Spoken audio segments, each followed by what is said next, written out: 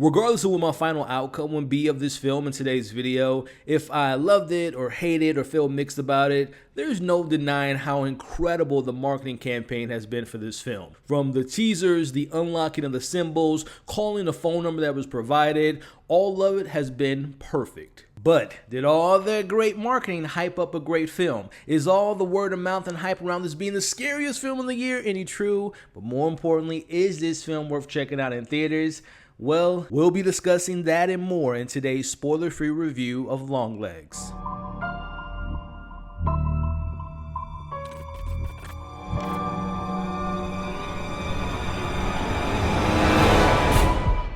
FBI agent Lee Harker is assigned to an unsolved serial killer case that takes an unexpected turn, revealing evidence of the occult. Harker discovers a personal connection to the killer and must stop him before he strikes again. Now that's about as far as I'm gonna go in describing or talking about the story of this film, because this is one of those movies where it's 100% the less you know the better. With all that being said, comment below your thoughts about this movie. What did you like or dislike about it? And answer the question of if you think this is one of the scariest movies you've seen this year, or maybe of all time. Let me know your thoughts about it in the comments below. Let's get straight into my positives, starting off with my thoughts on the direction from Osgood Perkins. Having seen his previous films and also having enjoyed those movies as well, I can confidently say that Longlegs is his best film to date. The director manages to maintain that level of eeriness and this overwhelming feeling of dread. His attention to detail makes you feel as though that you're experiencing this film through the lens of an actual serial killer. Now on this channel, I talk about tone a lot, and I feel like some directors just don't know how to capture a consistent tone throughout their narrative. Like, it could be all over the place, but when it comes to this film, and again, I'm not talking about the story or the writing, I'm talking about the tone, to me, it was perfect for what this film was going for. And again, Oz did such a great job of directing this movie with his voice, his skills, his vision was very strong and very laser focused. Now, continuing the praise of the behind the lens of this film, the actual film does take place in the 90s, and the sets and the outfits and the overall personality of the film definitely captures that time perfectly. The aesthetic was unique and defined by such inspired films like Seven or Silence of the Lamb, but it still felt fresh with the modern cinematic approach with its extreme wide shots and the smooth tracking sequences. I love the use of color and the practical lighting, which to me I just thought was remarkable. The collaboration between the cinematographer and director of this film just works so well together because, as I talked about, the tone is so good, but they set the mood so well in this film. Like, there are these intentional shots of us just being in these darker rooms, and the way that they angle and the position of the camera, there's like a lot of wide space, and it makes you kind of feel uncomfortable, like you don't know what's in the room or what's around the corner.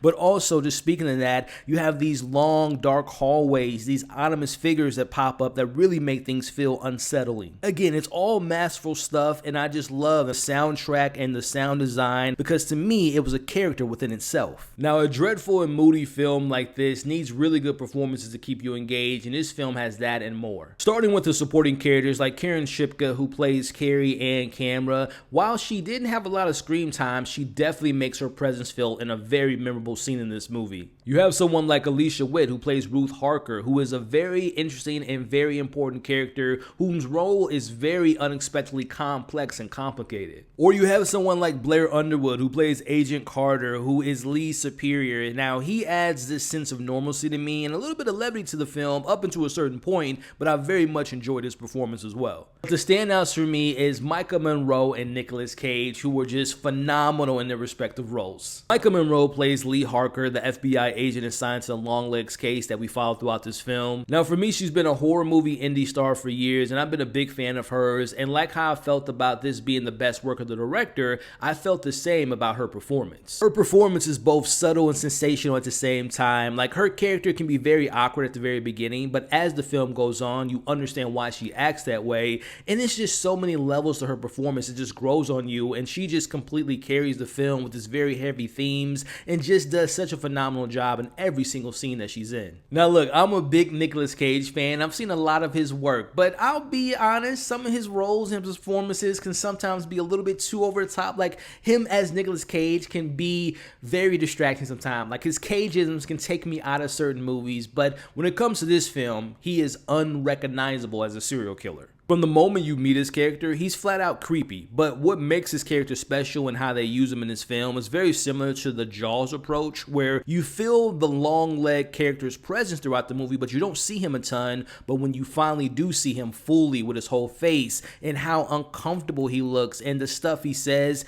it is just nightmarish. It is 100% a very memorable movie serial killer. Now, earlier I said I wouldn't really get too much into the story, into the plot and whatnot, and I won't do that, but what I will say is the approach to the story was very unexpected. Like, this is 100% an FBI procedural story where it takes its time. I mean, we're solving this case, we're reading old files, we're looking at old newspapers, we're interviewing people. Like, it really does take its time. And another thing that I like that this film does is it focuses on exploring the story about the idea of how children are using this narrative, and that the concept behind the killer's signature, which are dolls, which are present in this film, and how they're presented was just so fascinating to me. Also, this story handles how when you become an adult and you start to question your parents' decision about how they thought that they were protecting you from what they deemed to be horrors of the world was so important to the story. Now, last thing I'll mention is, I just talked about this recently on my review of Maxine, which you can check out, but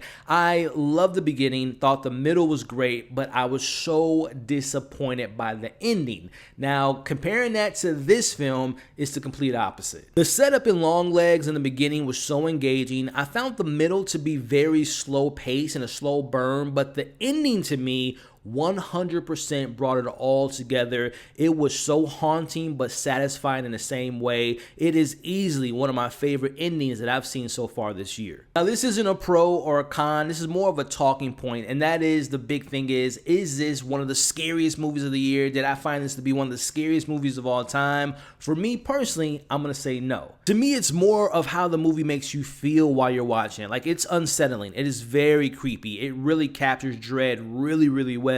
But I think some of the quotes that I've seen are setting up people for disappointment by saying these hyperbole things about how scared it made them while they were watching it. But look, I will admit, if you do scare easily and you don't really watch too many horror movies or psychological thrillers or like serial killer narratives, then it can be frightening for some. But for me, I didn't find it to be that scary like at all. But it's the feeling that it captures. Like, that dreadful feeling is really well captured in this movie. So again, not a pro, not a con, just something I want to prepare you all for, especially if you're a horror fan like me. Like, some of those things being said out there can maybe make you go into the film thinking that it's something else. I just want to put that out there. But getting into the criticisms that I do have about this movie, and I did briefly mention it, but I would be lying if I didn't admit that while I was very locked into unraveling the case and the mysteries behind the killings, there are parts in the middle that I felt were quite boring and kind of lost me at points. Now, to me, it's more of like a pacing issue that I had in the second half of the film. And again, I will repeat, the ending, the payoff is there. It's fantastic the way it ends, but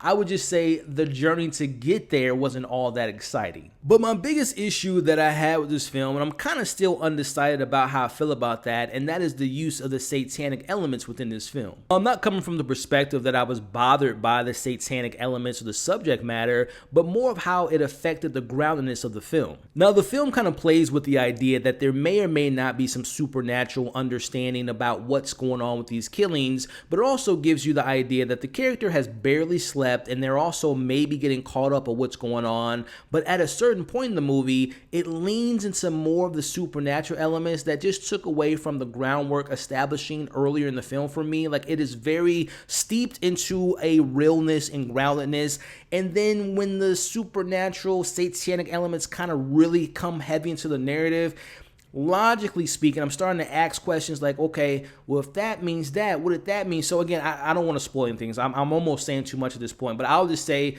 the satanic elements didn't fully work for me. Again, I'm still kind of piecing together what this meant, what that meant, but again, I'm just kind of, it's an issue that I have with the film. But let me know if you all kind of understand what I'm getting at, and if it worked or didn't work for you all. So those are my pros, those are my cons. Before I give you all my overall thoughts of this film and let you know if it's worth checking out, I want to take the time to thank you all for making it to this point in the video. Make sure if you enjoyed it so far to hit the thumbs up button. Consider sharing your thoughts in the comments below, and also sharing this video to anyone and everyone you know that might be interested in seeing this film. But also consider sticking around to the channel by subscribing and hitting that notification bell.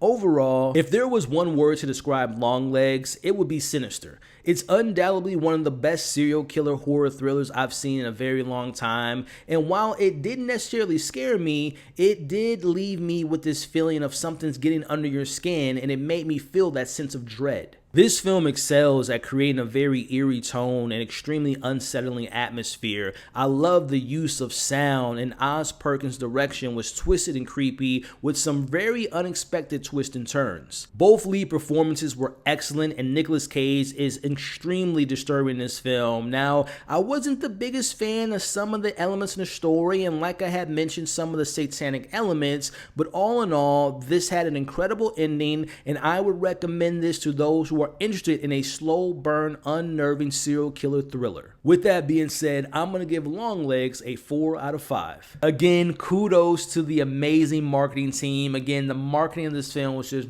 chef's kiss. So I hope studios take note of how they marketed this film. So look, let me know your thoughts about the movie in the comments below. I always love reading you all's thoughts. And also, if you made it to this point in the video, I really appreciate you all. You made it to the end, and I thank you so much. If you're still here, do me a favor, put in the comments right now, hashtag underneath the basement. If you know, you know. So that's going to be the end of this video. Again, thank you all so much. You all are awesome. Stay safe, and I'll catch you all on the next video.